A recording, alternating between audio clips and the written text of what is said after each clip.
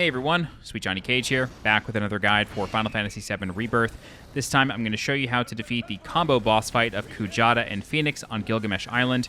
Gilgamesh Island becomes unlocked once you complete all of the Phenomenon Intel quests throughout the entire game in all regions, and then you will also need to get all of the summon materia, so doing all of the Divine Intels as well is very, very helpful, because you'll need the level 3 summons in order to fight them. Okay, so Kujata and Pheonix is a bit of a nightmare, and that is because just like in the Pheonix solo boss fight, whenever you see that red line linking Pheonix to whatever else is in the arena, that means that Pheonix will not take any damage. It's invulnerable that whole time. All the damage is extremely reduced. I think you do some damage, but it's basically nothing, so don't even bother.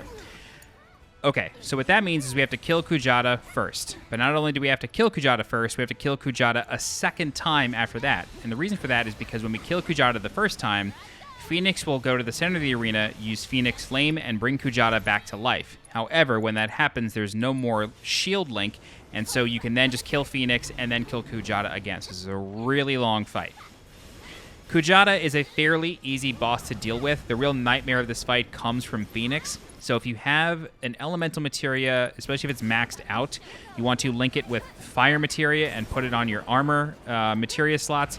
And the reason for that is because most of Phoenix's damage is fire related, and so if you have a maxed elemental linked with fire on your armor, you will absorb fire damage, which is very, very helpful. Unfortunately, I did not level any elemental materia as I was playing the game. I don't even think I leveled it to level 2, let alone max it out, and that's my mistake. I really should have done that before coming here, but it would have taken a really long time. So I chose to just deal with it. So I'm going to be using a lot of ethers, several Pheonix downs throughout this fight, and we're just going to try to do what we can. Okay, so fighting Kujata, we fight it the same exact way we do in the summon fight for the summon materia.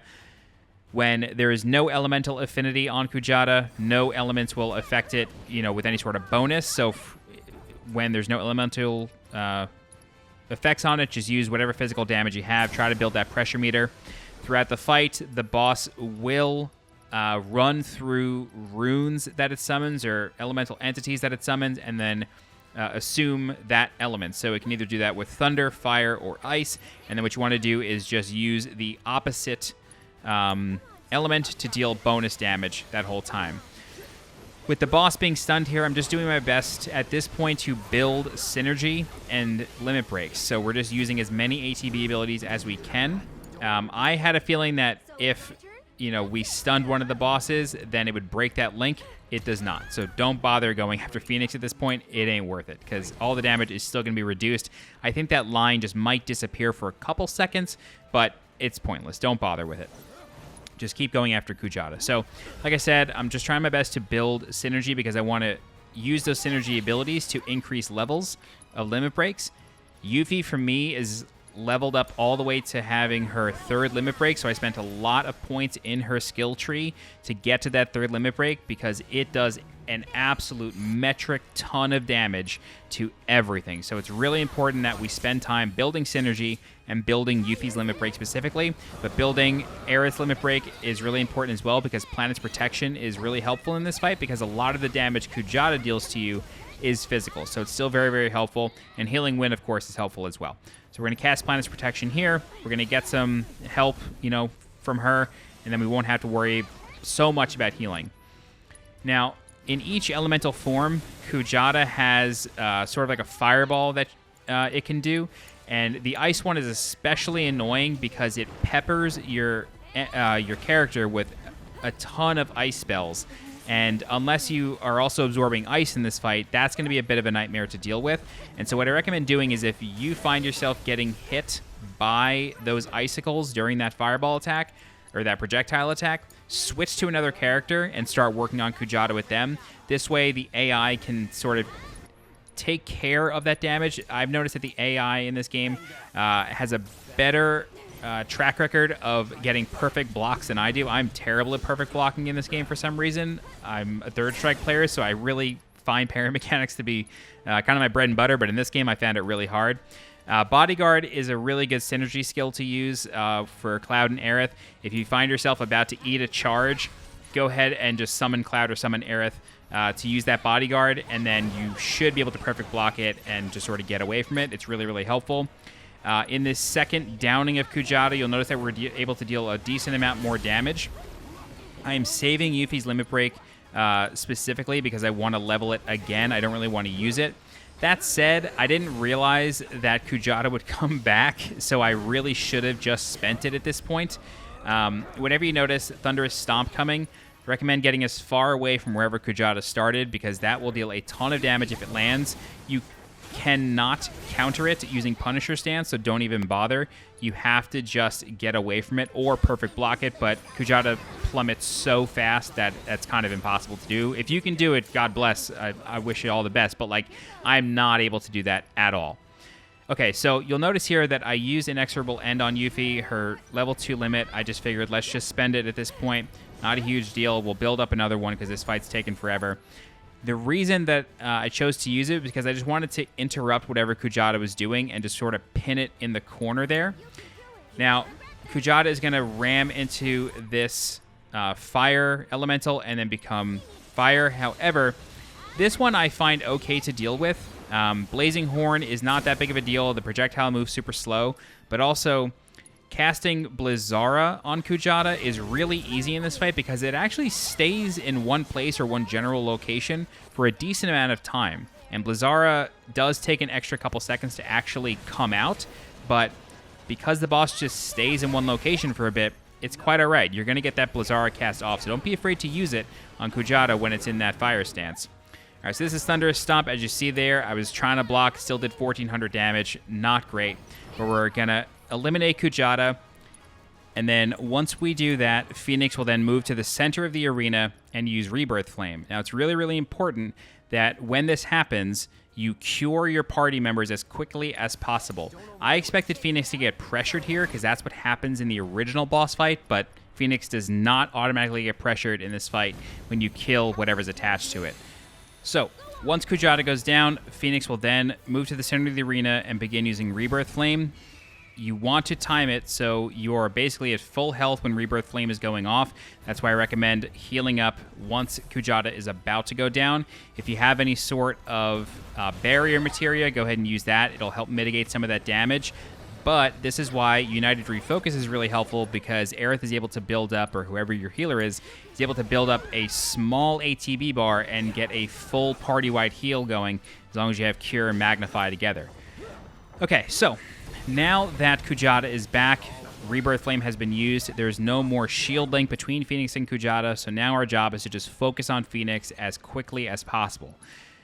The reason that we want to do this is because after Pheonix uses Rebirth Flame, it kind of becomes a bit of a raid boss, and this is exactly what I mean by that.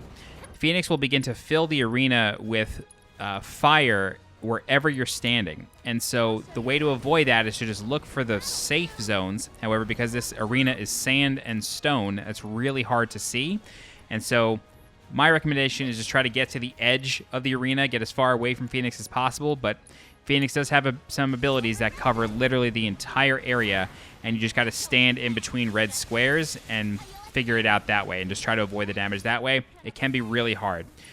Now, while all this is going on, if you get unlucky and Kujata goes to an Ice Elemental, who begin using Chilling Horn, this can deal a ton of damage to whoever you're controlling. It seems to always focus on that person. It never just goes to somebody else. So beware of Chilling Horn. Try to block that, or when it's happening, switch to somebody else to build up some ATB somewhere else. At this point, I'm doing my best to build up synergy for Yuffie and Cloud. I kind of get lost in the sauce here, and I can't really see how many pips more I need of synergy for Yuffie, so that's why I'm kind of just in the menus here, kind of doing nothing. I'm trying to build up synergy for Yuffie and Cloud to use their synergy ability to build up Yuffie's limit one more time, because like I said earlier in the video, her level 3 limit break is outrageous, does a ton of damage, and as you'll see when I use it here in a little bit, it's going to basically kill Pheonix and get it super close to death, basically one hit from death, which is really, really helpful. You don't want Pheonix to live very long because you don't want to have to deal with these raid boss abilities all the time. So once it's ready, go ahead and use Maelstrom Strike, build up that limit break one more time, and then if Yuffie has had a limit for a while, you want to use it immediately after. Recommend curing people while this is going on. Don't waste time in synergy abilities. especially in these boss fights. Yeah, the cutscenes are awesome. Everybody looks really sick. I love that Aerith puts on sunglasses with Barrett's synergy abilities, but you have no time to waste in this fight. Cast that limit break as soon as it's ready with Yuffie. It's called Devastation. It's one of the best limit breaks in the game, and you're about to see why. Basically, Yuffie does a ton of AoE damage to everything, and then summons a Typhoon right in the middle, and that continues to deal damage, and that final hit chunks whatever it is touching, and now Pheonix is done. So just a couple more hits on Pheonix, it goes down, and then we no longer have to worry about Rebirth Flame, so now it's just Kujata one more time. And luckily, Kujata's abilities are really easy to avoid when you don't have a Firebird going all around the place and dealing even more damage that's stunning you. So from here, all we're doing is just building the pressure meter as best we can. If it uses Thunderous Stomp, get as far away as possible. Luckily, you can dodge in the air with Cloud and Yuffie. It's really easy to get away with them. Aerith has a bit more trouble, so you kind of most of the time just have to eat it, but running is actually faster than dodging with Aerith, so in case you haven't learned that by now, there's a tip. Okay, so now that Kujata is in Thunder form, for actually the first time in this fight, which I was really glad to see, because Thunder form does just a ton of AoE damage and interrupts you almost constantly the entire time, but luckily we were able to get it out of the Thunder stance through a stun. Whenever you stun Kujata, it removes its elemental affinity, and then it just resets back to physical. This is the first time I'm able to use Ray of Judgment in this fight because, again, there's no more Firebird flying around the place, interrupting everybody, dealing tons of damage. Unfortunately, Ray of Judgment takes a really long time to start up in this game, and so typically by the time it's moving, you're kind of done with the stun. So if you can time using Ray of Judgment to before the boss gets stunned, this way once it gets stunned, the Ray starts hitting it and you have a bit better of timing. It's very hard to do. I never really remember to do it that way, but that is the proper way to use that ability to get everything out of it possible. Because even though, yeah, it's dealing some damage, it's building up that stun meter, that pressure multiplier. That pressure multiplier is only good if you're dealing more damage to it, so just keep that in mind. So now the Firework Blade, it does interrupt whatever the boss is doing, shakes it up a bit, which is very, very helpful. Go ahead and dump any ethers you need into whoever your caster is. Keep them topped up. Don't be afraid to use those.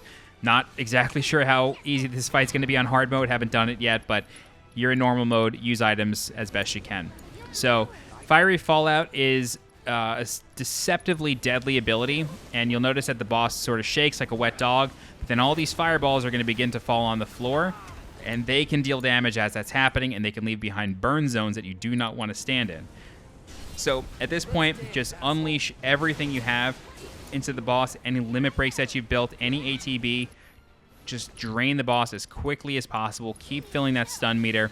You do not want this fight to go on longer than it has to, especially if you're running out of MP restorative items or you're just running out of healing items. You really don't want to mess around in this fight. It's 13 minutes in, and we're just knocking Kujata down now for, I think, the 4th or 5th time. This fight takes forever.